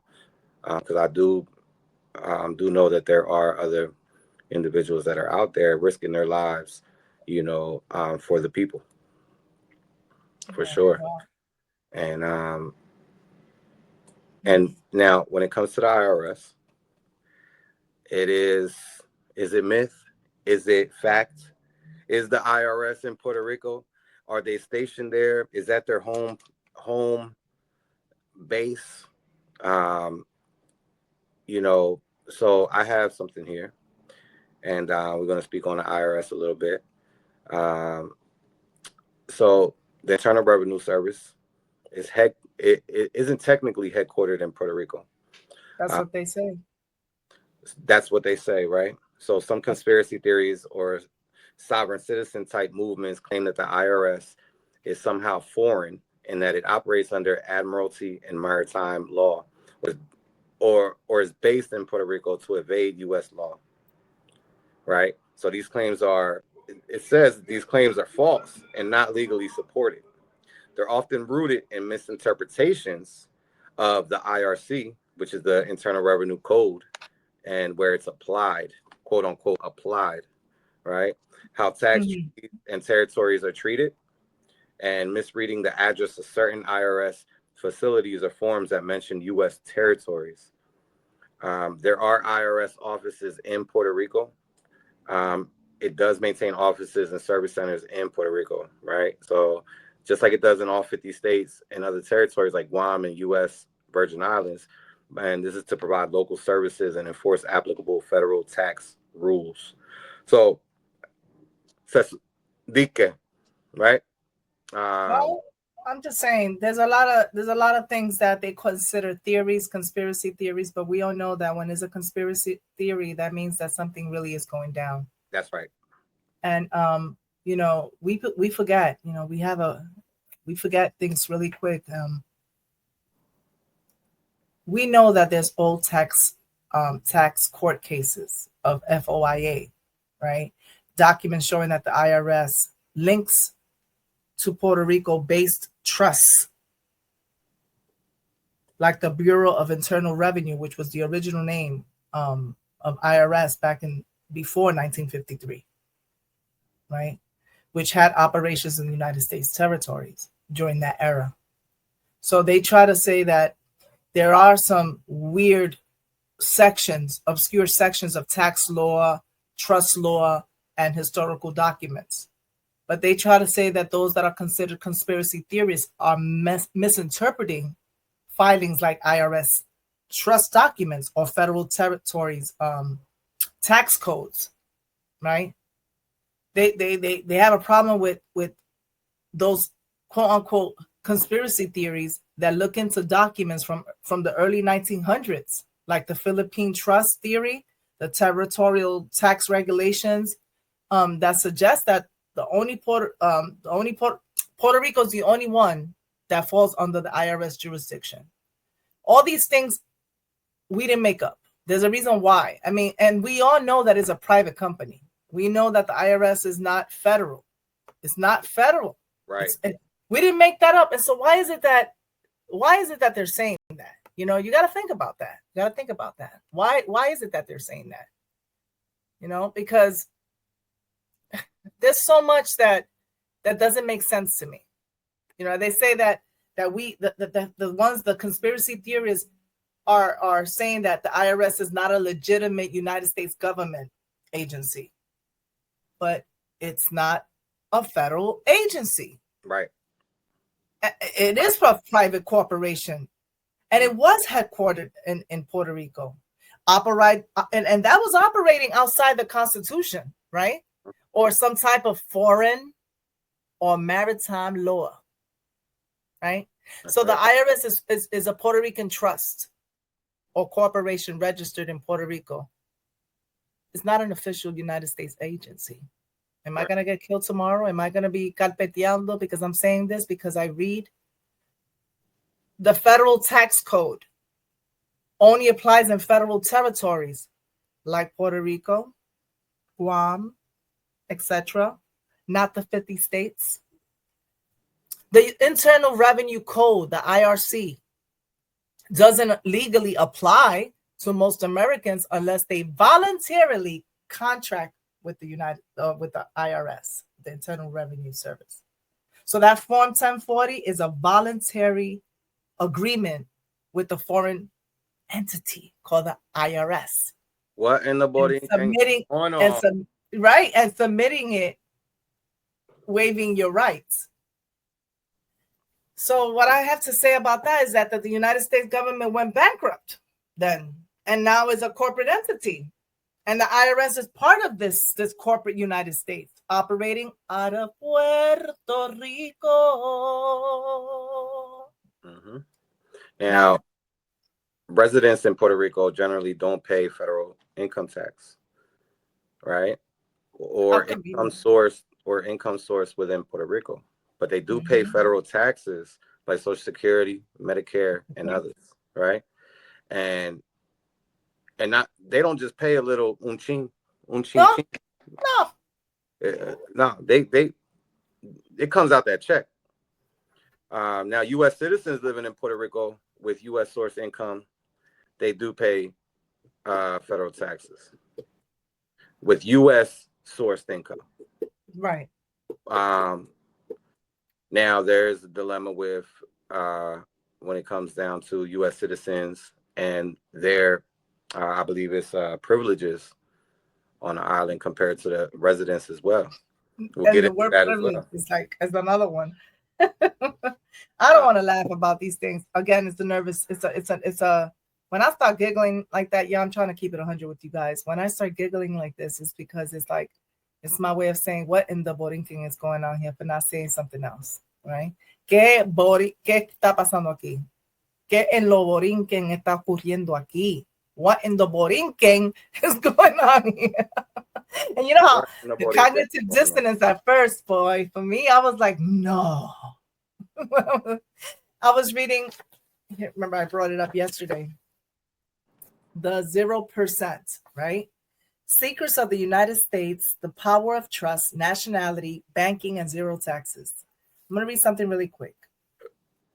This is chapter 4, right? Chapter 4, page 125. Persons not required to file. By now, it may be clear who is required to file 1040, 1041, or 1065 tax return statement and who is not required to file. If not, then the best source is the Internal Revenue Manual IRM, which is also codified in Title 26, Internal Revenue Code, right? So I'm going to get back to something really quick. The Secretary of the Treasury may accept, hold, administer, and use gifts and bequests of property, both real, personal, for the purpose of aiding on or facilitating the work of the Department of Treasury, Gifts and bequests of money and the proceeds from sales of other property received as gifts or bequests shall be deposited in the Treasury in a separate fund and shall be dispersed on order of the Secretary of the Treasury. Let me keep going. Property accepted under this proceeds thereof shall be used as nearly as possible in accordance with the terms of the gift or bequest. So this is a gift. We're giving. We're not acquiescence. We acting like we don't know. We don't know anything that's happening. We're just doing it. And there it becomes. We sign and we just waive all our rights. Oh man, come on. But I'm not saying this in the most sarcastic way. I'm just saying it because I went through this when I was reading. Now, the whole purpose of bringing the IRS into this is how it ties us to Puerto Rico. I wanted to throw that in there really quick because how is it that you just nicely stated we don't pay these taxes? Because when I filed my taxes, and I don't even want to talk about that part, But when I filed my taxes, we don't, there's nothing federal going on here. I go to the Departamento de Hacienda. You know where that's at? In San Juan. I don't go to the IRS. So who is the IRS? I already said what I had to say earlier. And I know that that's the way it is. Yet it's very hard because a lot of us drank the juice. A lot of us were indoctrinated. A lot of us are used to doing these things. We don't even know. And let's not even get into Social Security. That's a different build. Okay, that's a different build. Because Social Security in Puerto Rico, how does that work? How does that work? We just started, the police department just started allowing us to get Social Security just like maybe a few years ago. Right. When aren't we? Do you see what I'm saying? I feel like I gotta stop right here because I'm getting I can feel my face getting like, and that's what I'm telling you guys. Get this book. Get it. 0%. Get it. Get it. And who's the author? The 0% by Duval Day. By Du, his name. It's written by DUVAUL Day, DEY, not like DAY, DEY. Shout out to the Moa. This is definitely important. And again, I told you about word magic, so you could understand all these words, right? We're gonna get into that, but we're gonna get back to Boriken. So, Dev, let's talk about LUMA. Should we give them a little briefing? You ready to talk about LUMA? Because man. So we got 10 minutes. We got 15 minutes. I'm gonna give y'all a run through with LUMA. Now, when you said LUMA, what in the Boriken is going on with LUMA, y'all? What in the Boriken is going on with LUMA? I'm gonna give y'all a little brief. Description, a little history on LUMA, and also, everything that we could get to share with you guys. There are, this is spread out through American Press News, also through El Nuevo Dia. You can find a lot of this information on El País News, and everything that the militant.com also, so everything that we find is referenced through these sites, y'all. Now, LUMA Energy is a private consortium, right? And it's managed Puerto Rico's electric transmission and distribution system since June of 2021. Formed as a joint venture between U.S.-based Quanta Services and Canadian firm ATCO that took over operations from Puerto Rico Electric Power Authority, PREPA, and under a 15-year contract. And that was in 2020. So can I say something real quick? PREPA is the Puerto Rico Electric Power Authority. Okay. It was a government-owned corporation criticized for mismanagement, inefficiency, and massive debt burden. Yes, thank you. Now, before LUMA, I know that people were excited because they wanted change. And LUMA sold some wolf tickets, didn't they?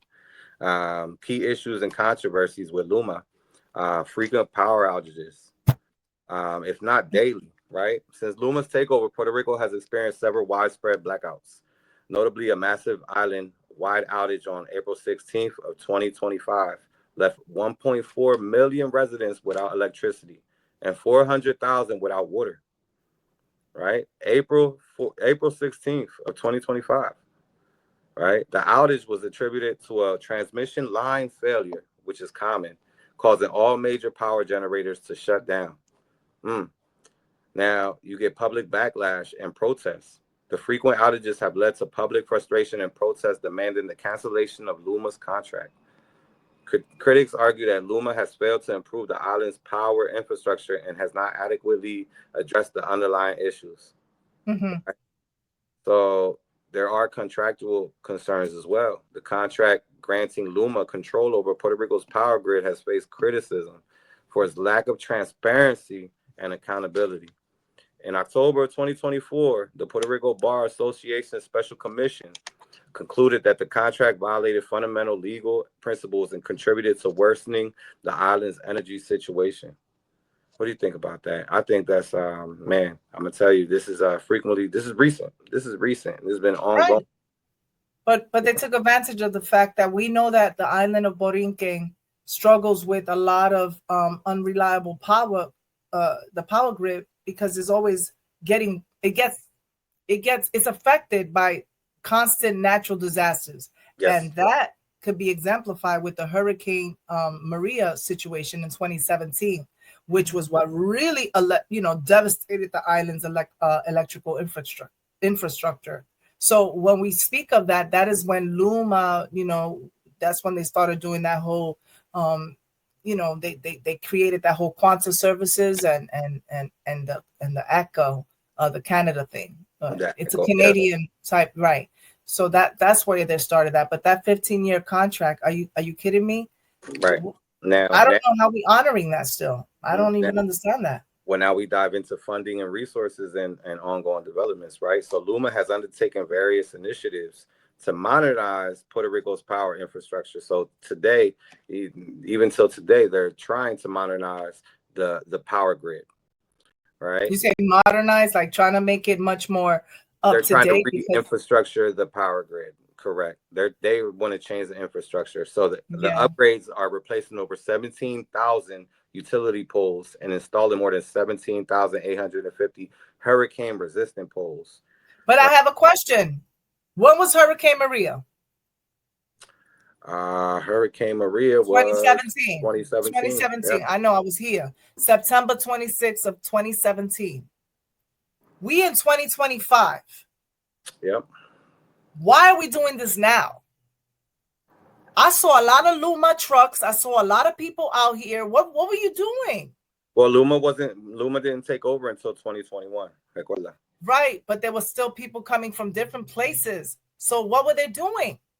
Right. They came from the States. There were a lot you of people. Remember, they're getting federal funding. This is a federally. My point precisely. Everybody's staying at the Ritz-Carlton. We're staying in all these different places. They're putting them up in the best hotels. They chilling. Yeah. Why are we still in the dark in 2025? Right. Well, there are renewable energy projects developing nearly 1 gigawatts of renewable energy and over 700 megawatts of storage capacity.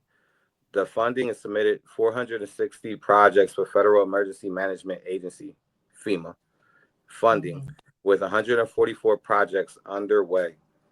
Despite these efforts, though, the island's power grid remains fragile, and many residents continue to experience unreliable electric services. And not to mention, the prices constantly going up. Now, that's another issue with the residents as well. Ongoing developments with LUMA.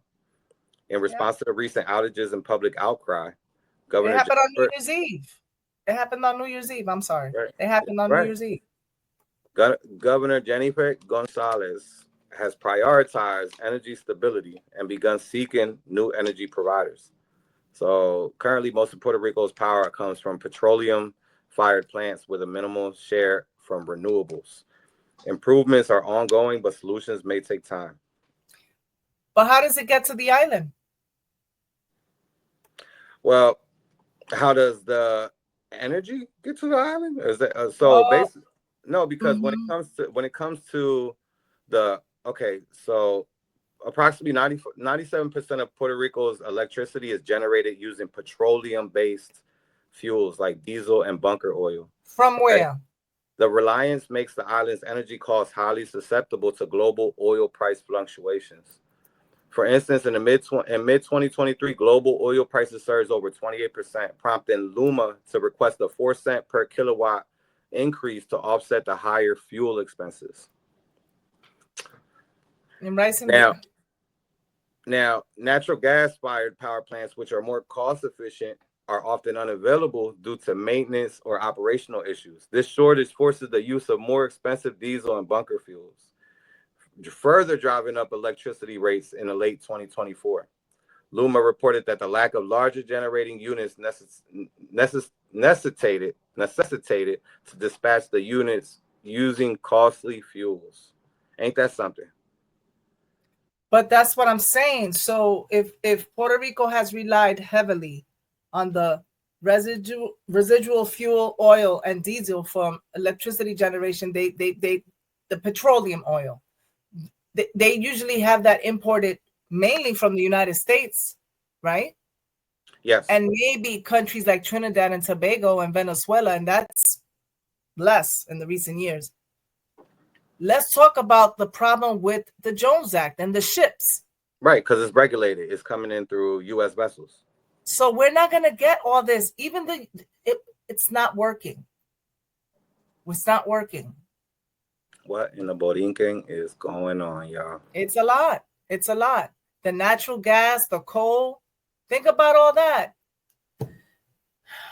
Puerto Rico has one coal-fired power plant in Guayama, which uses imported coal mainly from Colombia.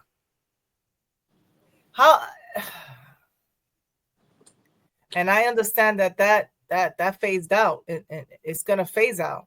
They planning to phase that out in 2028 because environmental concerns. So what are we doing?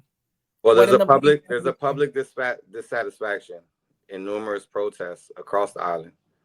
Also, in 2021 in October, thousands marched in San Juan. They was demanding ouster.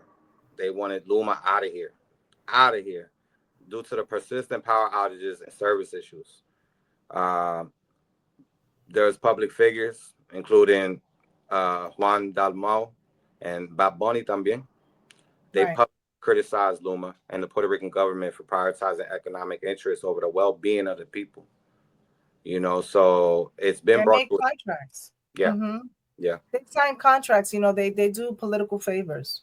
Yeah. I think that's why everybody's this is what I didn't say that. I'm saying that's what the people are saying. I didn't say that. I'm saying the people are saying that is being done because they're just doing political favors. They give them these high price contracts. Does LUMA, this United States Canadian, do they know the island very well? Do they know how to? What are we doing? What are we doing? You know, se supone que Jennifer Gonzalez initiated investigations into LUMA's operations. You know, she formed one to audit the existing contract and another to explore alternative service providers, right? What year? When did she do that? When she was running for governor or now? Because I understand now we're getting a lot of criticism because she's kind of like going back on what she said. Said. I'm not saying that's the truth. I'm just saying that's what I heard. I have nothing against this governor. Right. I'm just saying this is what they said. Mm-hmm. As far as when she actually initiated the investigations, because I know she was upset about it. Yeah, she's trying to do something about it, but a lot of people don't agree with that. But the people, the general population, they on her tail, you know, because you know, she has the power to be able to do that. So, but you did bring up an interesting point. You know, there was a time where she was much more passionate about certain things, and I can't speak for her, you know, so I can't say, you know. Well, she inherited the problem. She inherited this problem. It wasn't like, but she inherited the problem. She was the commissioner at the time. Right. She was the commissioner. Yeah. I mean, it's crazy. It's crazy. It's one of those what in the Boriken is going on here. Yep. Yeah, when you see things about Puerto Rico that you don't understand, just remember us. Remember who you are. What in the Boriken is going on here? I'm just saying it gets a little, you know, but let's go. We got to get going, y'all. This has been so great, Dear Poetry. Yay. Shout out to you. Thank you. Shout out we love this. We love this. You know, shout out to everybody viewing. Shout out to all the beautiful people in the island of Boriken. Shout out to Hear Me Out Poetry. Shout out to the Alliance Network. Shout out to all the talented poets, artists, musicians, writers. Love shout ya. out to our viewers. Yes. Make sure y'all tune in next time because you already know what's going on and what in the Boriken is going on. You know what I mean? What in the Boriken is going on here? We're definitely going to talk about a lot of things, man. And we're going to keep talking about it. We are studying with you. If you don't understand, Trust me, I've been living here over 20 years. I still don't understand. I still don't understand. But one thing I know for certain, and two things for sure, that when the United States, when they sneeze, they be like, Hachu, we get a flu. We, the island of Boriken, gets a flu. So it's very important that we stay awake, we pay attention, we read as much as we can, and we learn from each other, okay? Because I'm learning too. I'm not speaking here on behalf of any political party. I'm really not. I will highlight if the PNPs did something right, I'm gonna highlight the PNPs. If the independent party did something right, I'm gonna highlight the independent party. If the Populares say something, if the Orange, Victoria, all those different political parties, I'm learning too. I try not to pay attention too much, Def, because as a state police officer, it's like a conflict of interest. You know, technically, the executive, my boss, is the governor. All I'm saying is this: we need stable power grid. I don't want to hear this thing that I keep hearing. Oh, but don't you got a power plant? Don't you have a generator? Don't you have a generator? Did you get the placas? I hear my coworkers. We are actually getting used to this. How about getting a power grid? How about getting stable power grid? What are you telling me? You trying to get me used to having a generator? My thing is, don't leave it. Don't leave it. If you want something done right, do it yourself. That's something I was always told, right? So you got to stop allowing these corporations, these companies to come in and, hey, we'll save you. You know, we honestly, you want a power grid? Are you speaking to the governor? Because you could do that. I can't do that right now.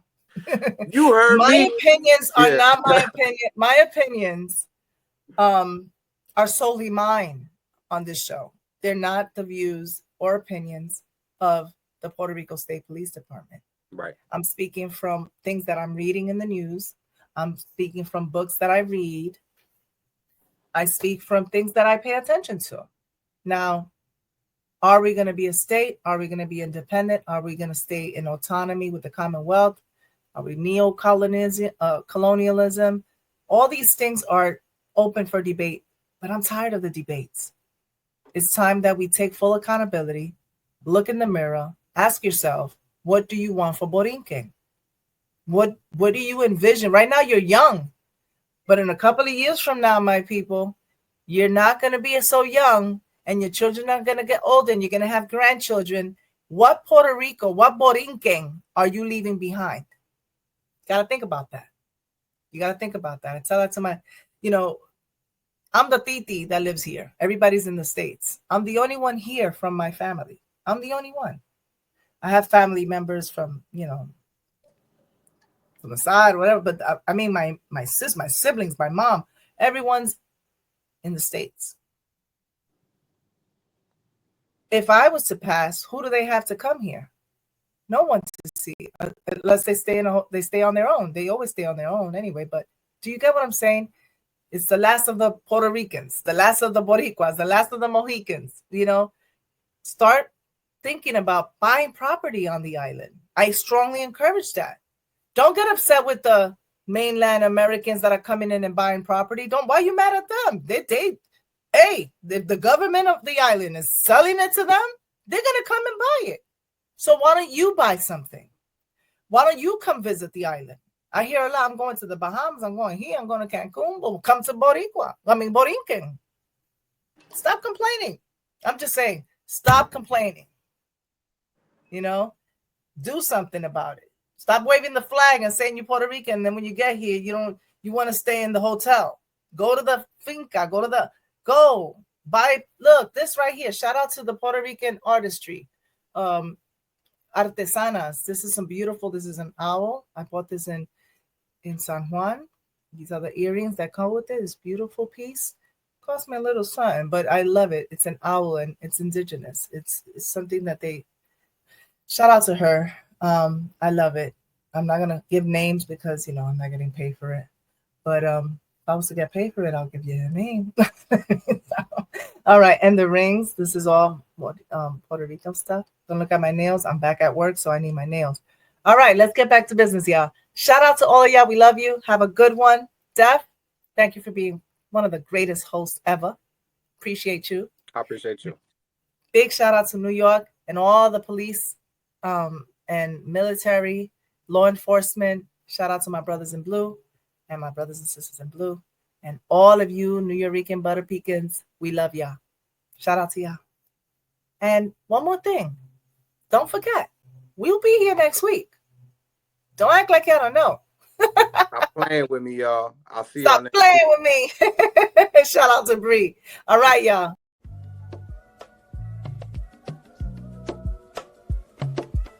They want to be free. They want to be free. They want to be free.